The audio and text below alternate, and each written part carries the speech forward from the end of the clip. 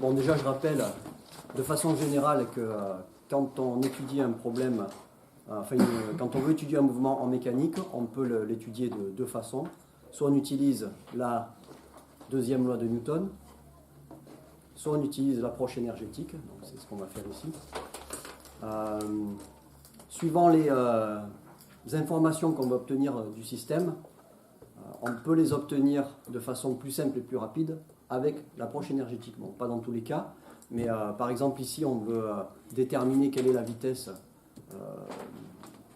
d'un skieur qu'on va assimiler à un point matériel à un endroit donné de sa trajectoire. Bon, dans ce cas-là, c'est plus simple de passer par l'approche énergétique et ça va aller plus vite, comme vous allez voir. Alors, le schéma de la situation, je l'ai mis là.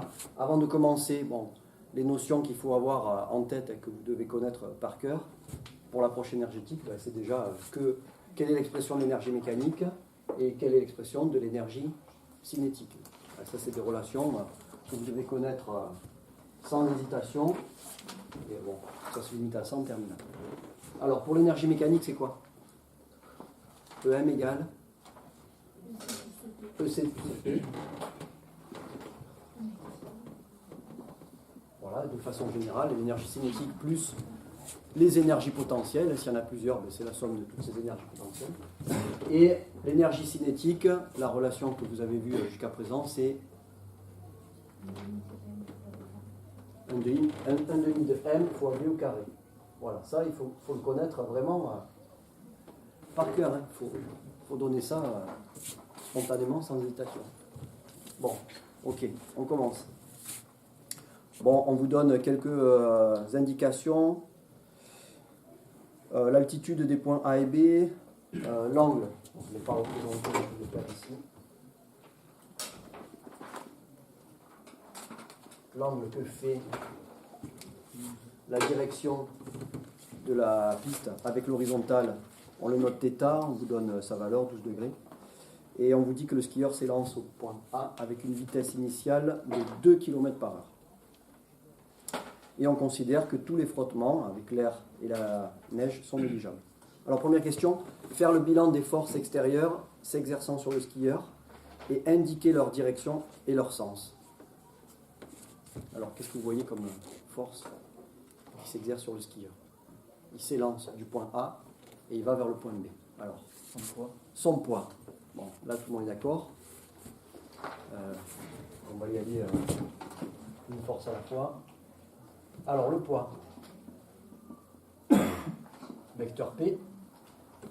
Bon, je vous demande quelle est la direction et le sens. Donc, pour le poids, direction. C'est toujours vertical hein, pour le poids. Donc, direction verticale. Et le sens vers le bas.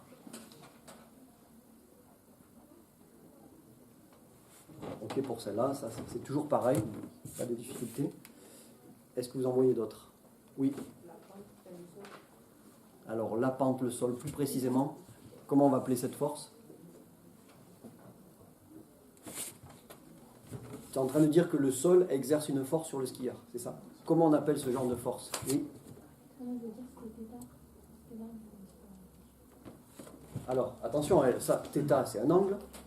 Là, je demande quelles sont les forces qui s'exercent sur le skieur. Ah, donc, est-ce que tout le monde est d'accord que le sol exerce une force sur le skieur ou pas? Oui. Oui, tout le monde. Bon. Alors, comment on appelle ce genre de force? La réaction. Voilà, la réaction du sol. Donc, on va noter avec la lettre R. Donc, réaction du sol.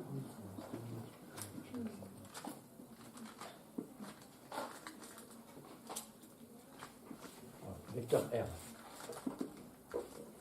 Alors, quelle est la direction de cette force? La direction.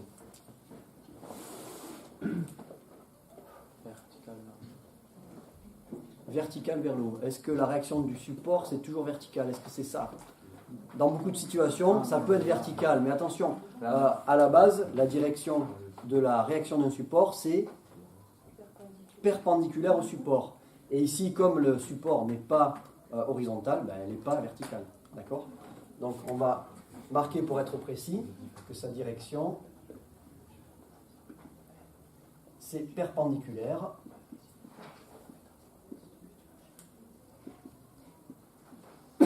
au support, enfin, au sol, je vais marquer, c'est tout clair, parce que le support c'est le sol, perpendiculaire au sol. Donc voilà, hein, ça donne quelque chose qui est comme ça. Alors reste à voir si le sens est vers le bas ou vers le haut. Alors comment s'exerce cette force sur le skieur? Vers le haut? Tout le monde dit vers le haut? Oui. Ok, c'est ça.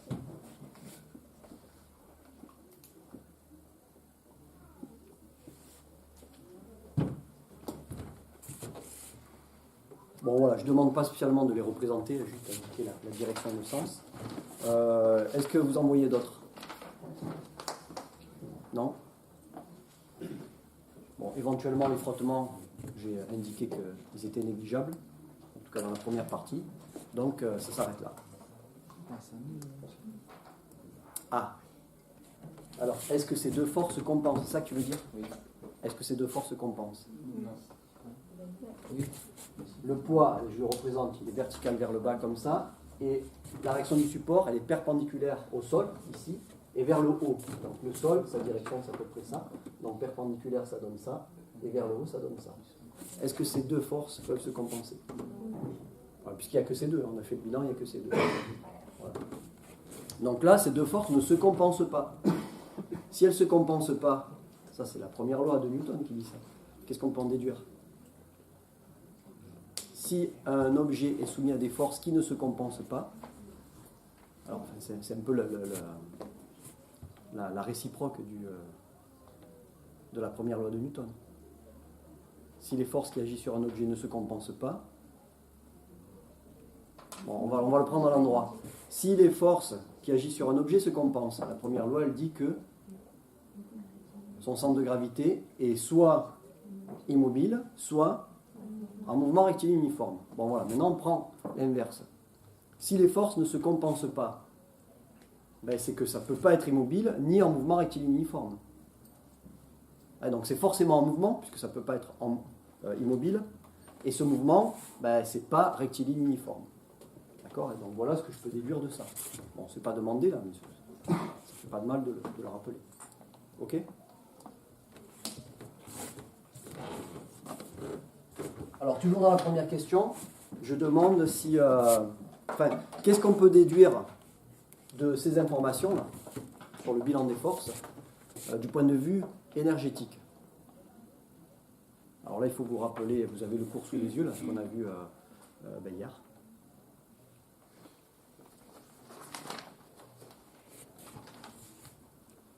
Qu'est-ce qu'on peut dire de ces forces, maintenant qu'on les a un peu détaillées? Le système est soumis à ces deux forces.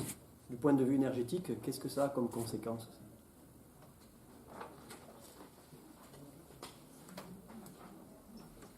Alors, je vais vous aider un peu.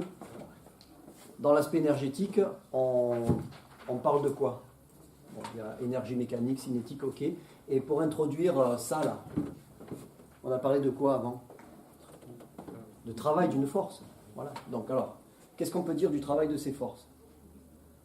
Tiens, le travail de la réaction du sol. Alors, travail. On s'intéresse à un mouvement là, entre les points A et B. Ok? Donc voilà, trajectoire entre A et B. Qu'est-ce qu'on peut dire du travail de la réaction du sol pour le déplacement entre A et B? Donc, le déplacement entre A et B, donc, par définition, c'est le vecteur force produit scalaire avec le vecteur AB. Et donc ici, AB est comme ça, et on a dit que R était perpendiculaire au support. Donc ça donne quoi le produit scalaire?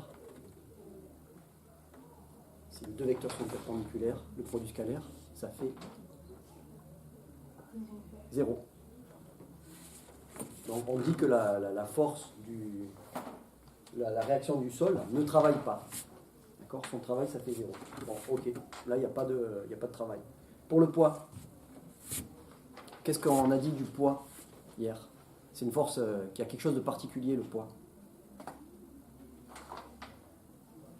C'est une force qui est conservative. Voilà.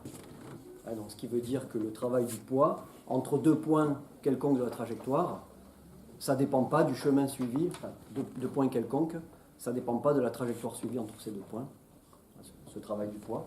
Donc, c'est une force conservative. Donc, en résumé, le skieur est soumis à une force conservative et à une force qui ne travaille pas. Conséquence là-dessus.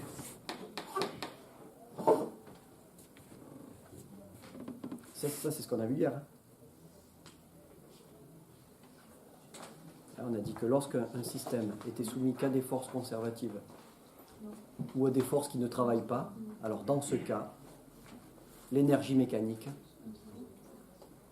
attention, il ne faut pas confondre, se conserve, donc il y a quelque chose qui fait zéro, oui, mais ce n'est pas l'énergie mécanique, c'est quoi? C'est sur la durée,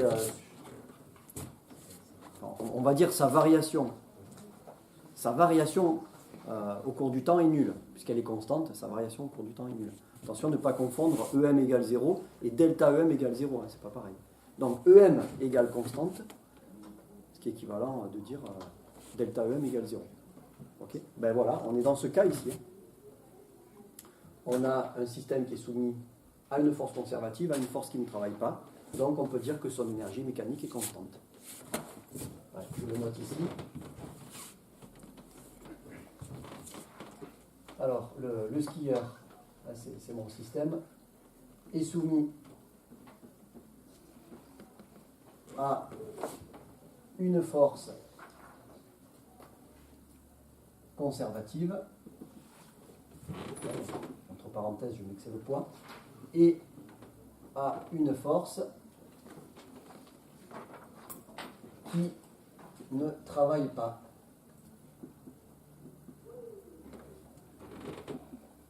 R. On en déduit donc, d'après le cours, on en déduit donc que son énergie mécanique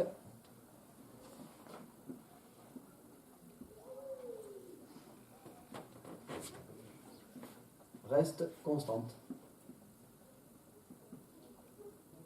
Je vais préciser au cours du mouvement.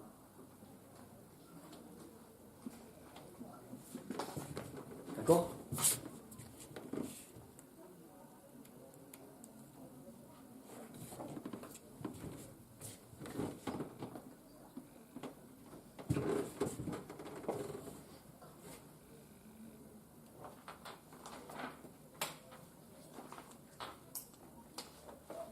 Question. Est-ce que du coup on peut avoir des cas où l'énergie mécanique elle varie ou ça sera toujours constant? Alors, on l'a vu hier. Ben, elle était constante, c'est ça. On a vu des cas hier où elle était constante et des cas où elle ne l'était pas. On va le revoir ici, de toute façon. Non, la réponse est oui. Il y a des situations où ça, c'est pas vérifié. Quand c'est vérifié, c'est bien parce que le mouvement est facile à analyser. Après, quand c'est pas vérifié, c'est un peu plus délicat. Il y a des choses en plus. Alors, deuxième question. Je demande d'exprimer l'énergie mécanique du skieur en A. Donc, à son point de départ. Donc, EM en A, ça vaut quoi? L'énergie mécanique du skieur, j'applique la définition de l'énergie mécanique, c'est la somme de son énergie cinétique et de son énergie potentielle. Donc, j'applique la définition. EC en A plus EP en B. Alors, qu'est-ce qu'on peut faire comme remarque sur l'énergie potentielle ici? Est-ce qu'il y en a plusieurs? Parce que dans la définition, c'est la somme de toutes les énergies potentielles qui... 3, c'est pas un A. Comment?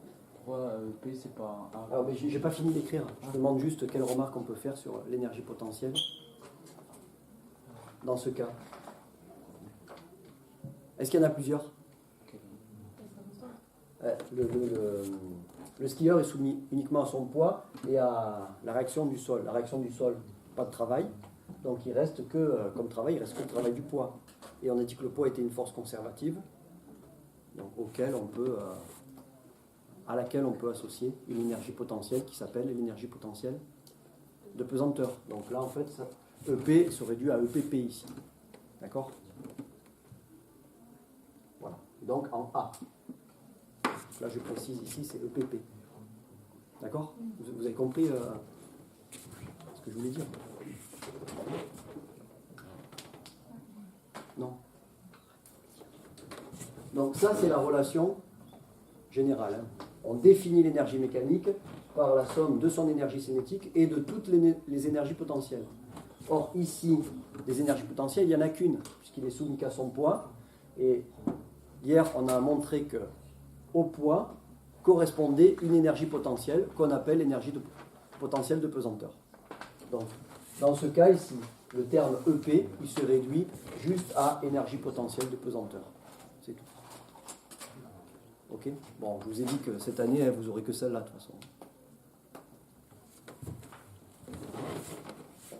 Bon, là, c'est pas tout à fait terminé. On va détailler un peu plus. Voilà. Donc, EC en A, c'est quoi? EC, vous devez connaître, c'est ça. Donc, au point A, ben, ça veut dire la masse au point A, bon, ça, la masse reste constante. La vitesse au point A. Donc, je remplace EM en A. C'est 1/2 fois M VA au carré. Plus l'énergie potentielle en A. Alors, l'énergie potentielle de pesanteur, là, je ne vais pas la rappeler encore, j'attendais de voir si vous aviez ça en tête. Bon. Mais l'énergie potentielle de pesanteur, c'est quoi son expression générale? MGZ. Donc ici, c'est quel Z? Z du point A, l'altitude du point A. Donc MG ZA. D'accord? Bon, vous devez avoir des souvenirs de ça quand même. Ça, vous l'avez fait l'année dernière. Jusque-là, là, c'est que des rappels en fait. Bon, sauf l'histoire de travail et de force conservative. Bon, ça c'est nouveau. Mais après, bon, cette question-là, ça, vous l'avez fait l'année dernière. Bon, voilà, là, il n'y a rien de plus. Hein. Bon, par contre, une remarque. MGZA. On a dit que dans cette relation-là, le Z, de façon générale, il indique quoi? Il indique l'altitude. Par rapport à une origine qui est choisie. On a dit que ça correspond à l'altitude Z égale 0. Bon, là, c'est pas directement explicité dans l'énoncé, mais c'est sous-entendu. Elle est où, là, l'origine de l'axe Z? Quand il y a marqué dans l'énoncé, un point A d'altitude, 2006 mètres. Le 0, il est où?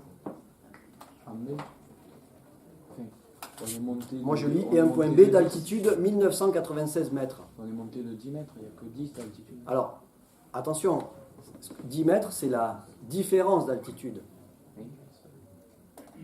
Mais du coup, A, il est à 10 mètres au-dessus de B. Parce que là, ZA, vous le mettriez quelle valeur? 10. 10? Tout le monde est d'accord? C'est faux. C'est pour ça que j'insiste là, hein, pour ne pas vous tromper.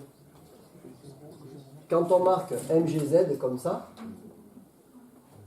voilà, vous avez l'axe Z présenté ici. Voilà. Ça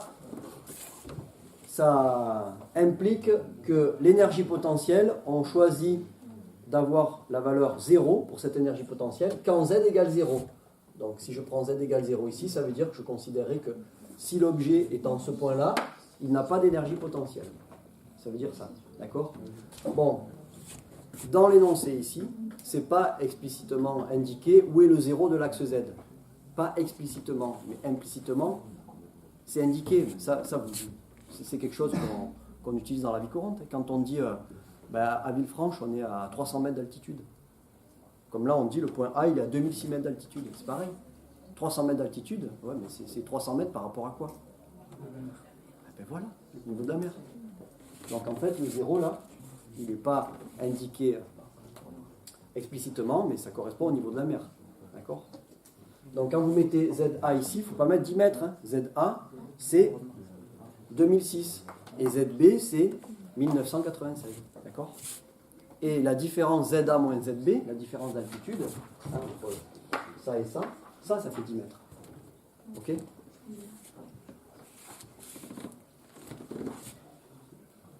Bon. Voilà. Je ferme la parenthèse. Question suivante.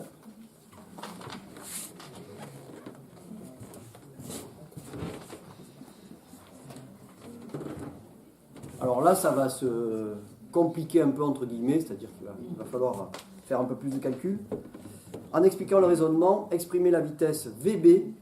Donc, je vais avoir le skieur au point B.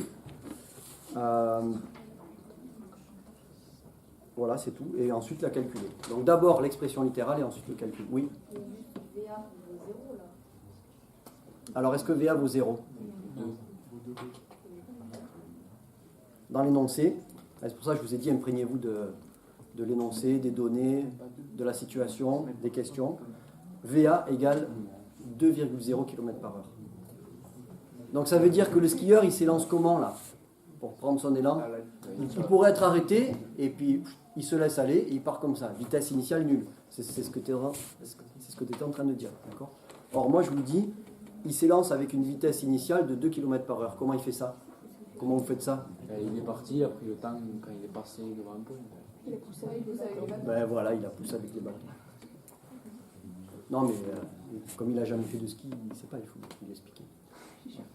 Si, t'en as? Oui, oui. Ah bon. Mais alors, pour prendre de l'élan, en Non, fait... mais je croyais qu'il avait pris le... Il avait commencé à compter qu'à partir du moment où... Ça aurait pu être comme ça aussi, oui, oui. Bon, mais là, on peut se dire, pour se donner une vitesse initiale, il pousse sur les bâtons, et voilà. Donc, il part avec une vitesse initiale de 2 km/h. Et donc, c'est pas 0, c'est 2 km/h. Ok? Alors, l'objectif, c'est... connaissant les valeurs qui sont indiquées dans l'énoncé, et en prenant en compte ce qu'on a dit avant, comment on peut déterminer VB. Alors, est-ce que vous voyez en gros le raisonnement qu'il va falloir faire? Ça aussi, vous l'avez fait l'année dernière. Alors, voilà, c'est ça qui va nous servir. Si l'énergie mécanique reste constante, qu'est-ce qu'on peut dire de l'énergie mécanique du skieur en A et de son énergie mécanique en B? C'est la même, puisqu'elle reste constante. D'accord? L'énergie mécanique en A, est-ce qu'on peut la connaître?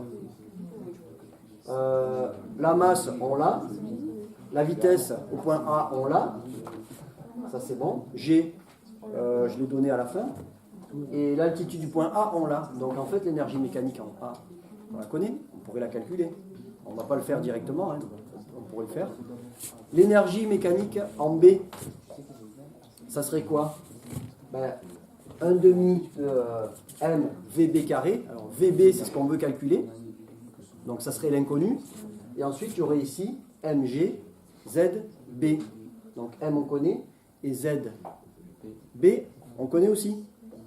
C'est bon, en fait, la seule inconnue qu'il y a, en disant que EM en A est égal à EM en B, dans cette équation qu'on construit à partir de ça, en fait, il n'y a qu'une inconnue, c'est VB. Voilà, on va faire comme ça. Vous avez compris le truc? Allons-y. Donc, comme l'énergie mécanique reste constante, je vais le noter comme ça, EM égale constante. Donc, EM en A égale EM en B. Après, j'ai plus qu'à détailler tout ça. Hein. Donc, EM en A, ça nous fait 1 demi de M VA carré plus MG ZA égale EM en B, donc c'est 1 demi de M VB carré, l'énergie cinétique en B, plus l'énergie potentielle de pesanteur en B, MG ZB.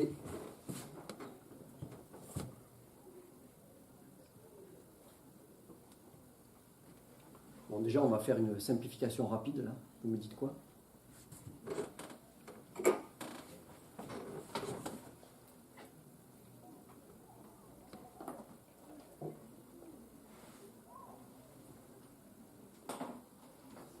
qu'est-ce que je peux simplifier? Dans chaque terme, j'ai quelque chose de commun. M. Donc si je divise tout par M, de ce côté et de ce côté, ça disparaît. Donc là, qu'est-ce que je dois faire de cette relation? Je dois la transformer de façon à exprimer VB carré, puis ensuite j'en déduirai V. Okay, alors, VB carré, il est là. Donc, bon là, il y a plein de façons de faire. Il faut le faire de votre côté. Donc, qu'est-ce que je vais faire? Bon, moi déjà, je vais écrire ça de ce côté. Je vais écrire 1 demi de VB carré égale. Donc ça, je le fais passer là. Ça me fait 1 demi de VA carré plus G ZA. Et donc, ce terme que je fais passer de l'autre côté, ça me fait moins G ZB.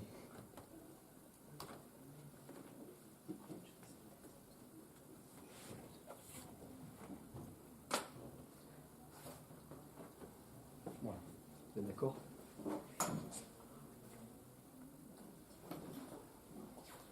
Bon, là, je vais mettre G en facteur. Donc, ça me donne 1 demi de VB carré égale 1 demi de VA carré plus G facteur de ZA moins ZB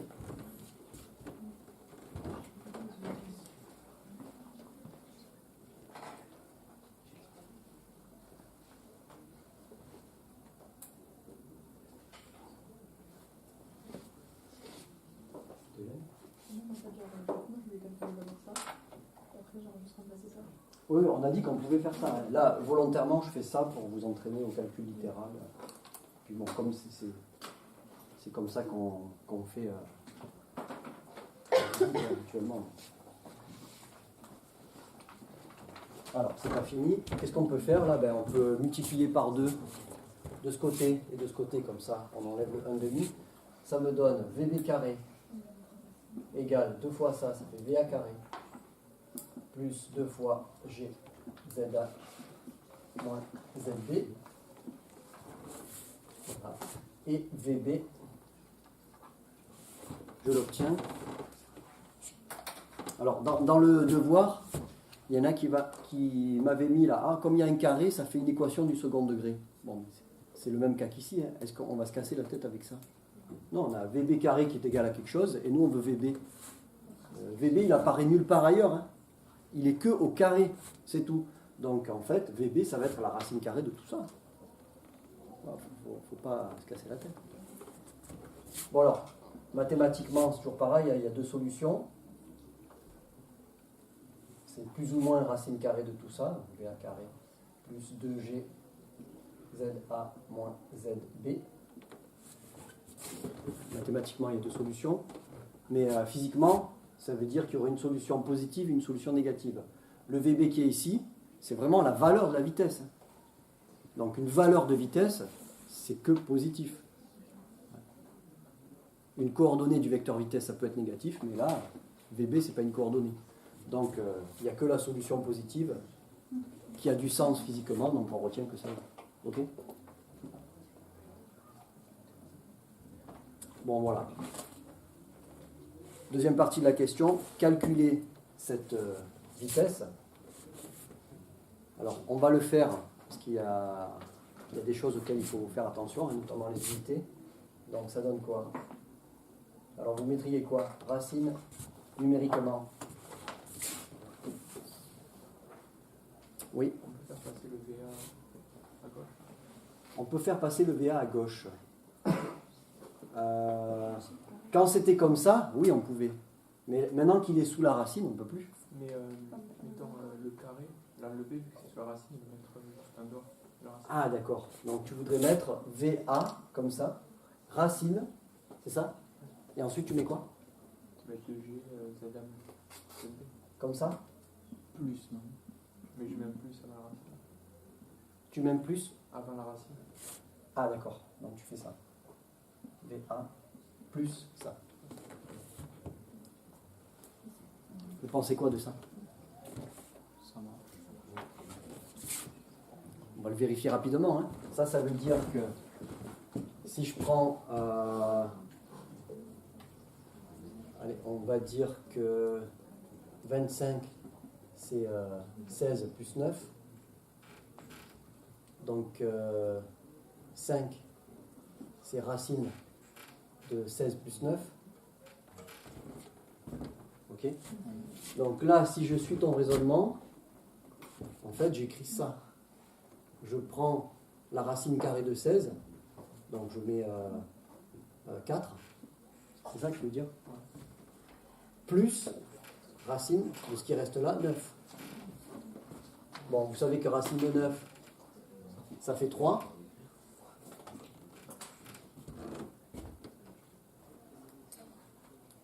Donc 5 et 7, c'est pas pareil. Non, ça marche pas. Bon, voilà. Avec ça, comme ça, vous allez être convaincu.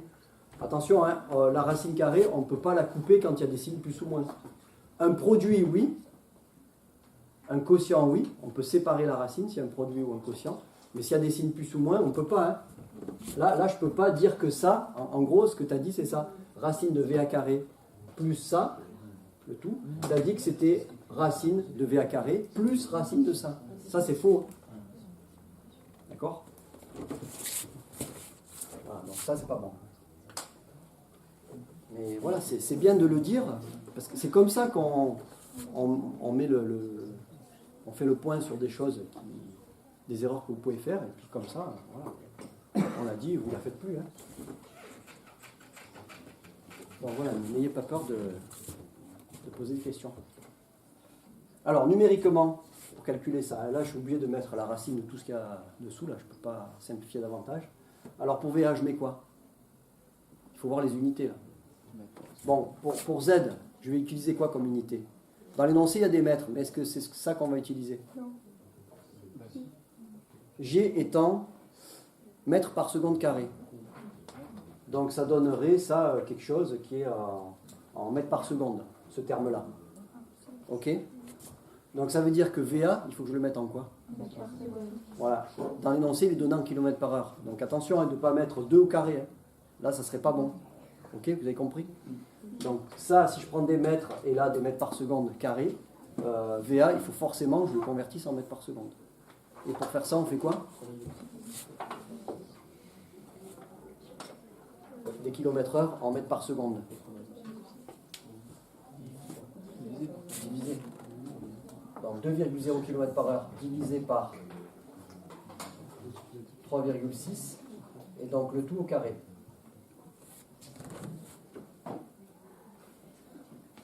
Plus, donc 2 fois 9,8, je ne sais pas arrondi, fois ZA moins ZB, bon ça fait 10. Je peux mettre directement.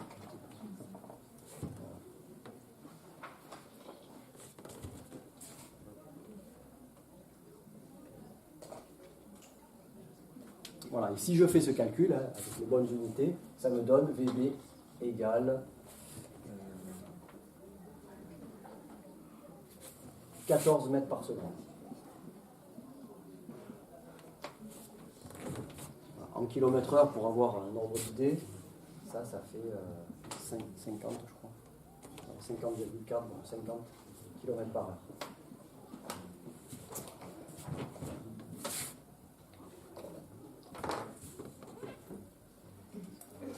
Bon, voilà, tout ça, vous l'avez déjà fait l'année dernière, donc on le revoit.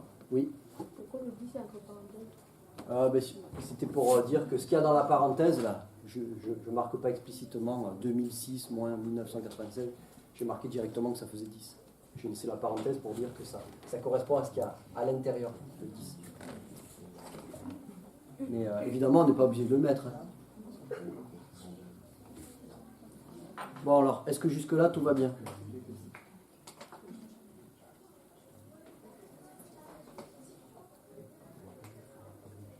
Ouais. Alors, dernière question. Là, c'est des choses nouvelles cette année. Bon, après, il n'y a rien d'extraordinaire non plus. Hein. La vitesse du skieur en B est en réalité de 35 km par heure. nous on a trouvé que ça devait être de 50 km par heure, si en réalité c'est 35 km par heure si on fait la mesure. Bon, c'est que, comment on explique cette différence? Voilà, je voulais marquer, hein, c'est parce qu'en fait il y a des forces de frottement qui ne sont pas négligeables. Si on ne les néglige pas, bon, comment il va falloir revoir tout ça? Alors comme on connaît la vitesse en B, on va peut-être pouvoir déterminer autre chose. On l'a mesuré, là on l'a calculé en supposant que les frottements étaient négligeables, mais en fait là, en la mesurant, on va faire un raisonnement pour déterminer la valeur des forces de frottement, en supposant qu'on les modélise par une force constante. Alors, petite question avant de partir là-dedans, qu'est-ce qu'on peut dire de l'énergie mécanique du skieur et quelle relation peut-on écrire? Sachant que maintenant, les frottements, on ne les néglige plus. Ils sont plus négligeables, on en tient compte. Donc, qu'est-ce qu'on peut dire de l'énergie mécanique du skieur? Les frottements, on a vu hier que c'est un exemple de force non conservative. Donc, ça veut dire que le système, le skieur, est maintenant soumis à une force conservative, le poids, mais aussi à une force non conservative. Et dans ce cas, on a dit que l'énergie mécanique ne se conservait plus. EM n'est plus constant. Et on a précisé autre chose. EM n'est plus constante. Et en plus, on précise que EM diminue au cours du mouvement. Et on a précisé encore plus que la variation d'énergie mécanique au cours du mouvement, entre deux points A et B, bon, on va prendre ces deux-là, elle était égale à, ça vous devez connaître cette relation. Voilà, dans le cas où il y a une force non conservative qui correspond au frottement, dans ce cas-là, la variation d'énergie mécanique entre les points A et B est égale au travail de la force de frottement. Ok. Bon, voilà tout ce qu'on peut dire pour répondre à la question A. 4. Question A. Donc, les frottements ne sont plus négligeables.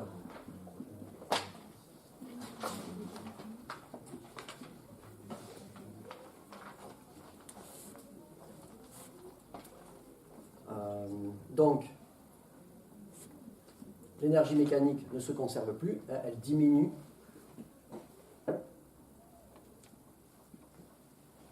Et sa variation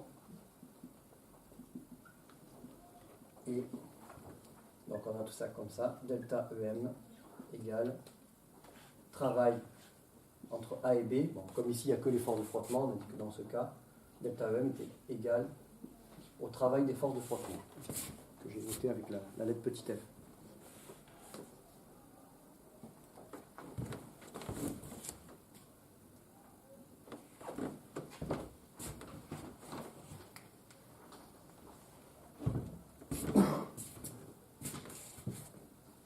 Allez, on a 5 minutes pour terminer ça.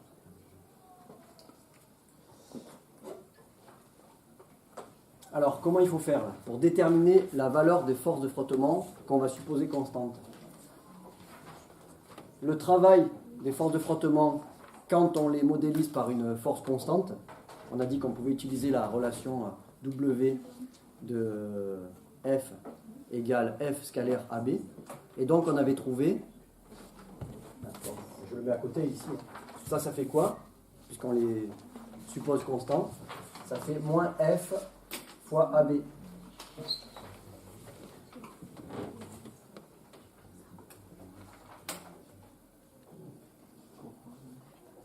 D'accord? Ça, on l'a montré dans le cours, en exercice aussi. Parce qu'en fait, l'angle entre AB, vecteur AB, il est comme ça, et les frottements, ils sont toujours opposés au mouvement. Donc en fait, l'angle, il vaut 180 degrés. Et cosinus 180, ça fait moins 1. On met devant ici. D'accord?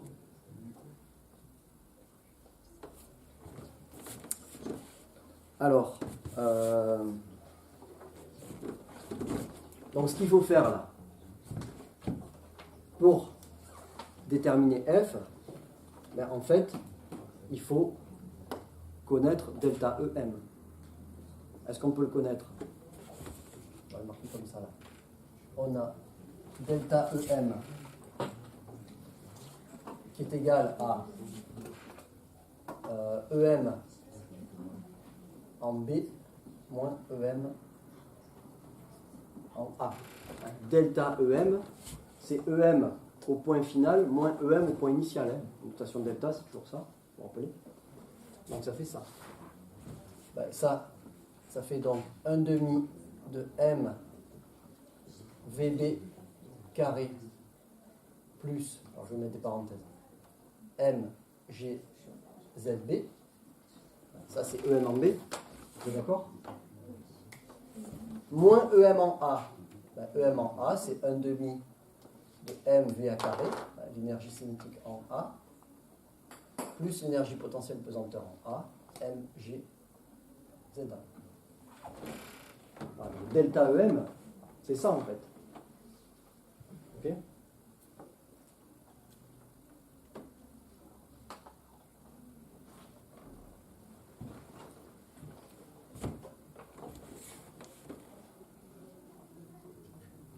Alors, est-ce qu'on peut la connaître, cette variation d'énergie mécanique, numériquement? La masse, on la connaît. La vitesse en B. Alors attention, là on est dans le cas où on tient compte des frottements et on nous dit, on mesure la vitesse en B, elle vaut 35 km/h. Donc en fait, on la connaît, BB. Ok? ZB, l'altitude du point B, bon, on la connaît depuis tout à l'heure, ça c'est bon. Vitesse en A, c'est la vitesse initiale, 2 km/h, on la connaît. Et l'altitude du point A aussi. Donc en fait, tout ça, on peut le calculer, on a tout. Donc, avec la mesure de VB qui a été faite et qui nous est donnée en début de question, on peut déterminer delta EM.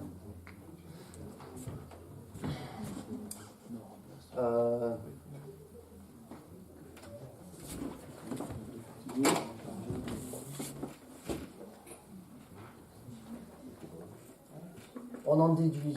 Alors, je ne vais pas réécrire tout ça, je vais laisser delta EM. Donc moi, je veux F. Donc F, en fait, c'est quoi? Ça me fait moins delta EM sur AB. Je ne réécris pas tout ça, je mets delta EM. Et voilà. Vous avez compris que delta EM, on a tout ce qu'il faut pour le calculer. AB, est-ce qu'on l'a?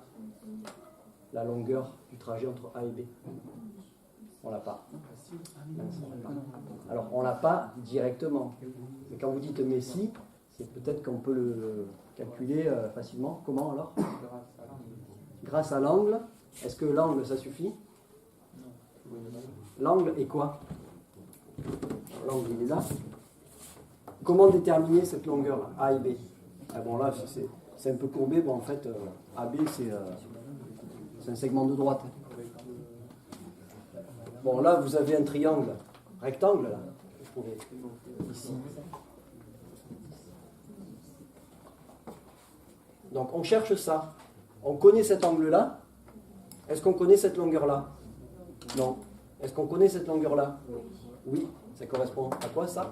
Ben, ZA moins ZB, c'est 10 mètres. Donc, ça, on connaît. Donc, ça, c'est ZA moins ZB. Donc, qu'est-ce qu'on peut écrire comme relation entre l'angle AB et ça? Alors, sinus, SOHCAHTOA, c'est opposé sur hypoténuse. Donc, par rapport à l'angle θ, opposé, c'est bien lui, divisé par l'hypoténuse. OK. Or, sinus θ égale, donc opposé, ZA moins ZB. Allez, on a terminé là. Sur AB. Donc on en déduit que AB, c'est ZA moins ZB sur sinus θ.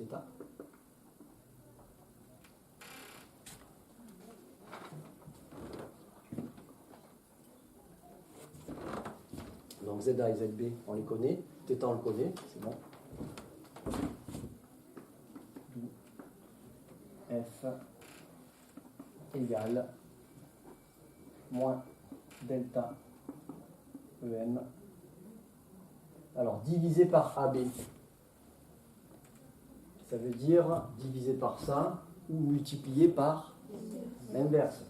Donc, delta EM fois sinus θ sur Z1 moins Z2.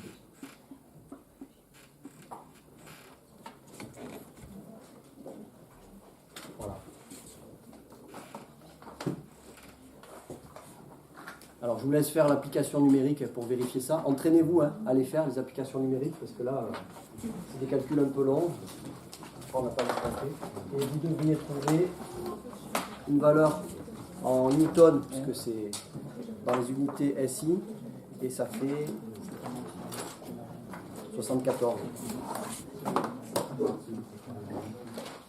Voilà. En moyenne, les frottements qui s'exercent sur le skieur entre A et B, en moyenne, ça fait 74 newtons.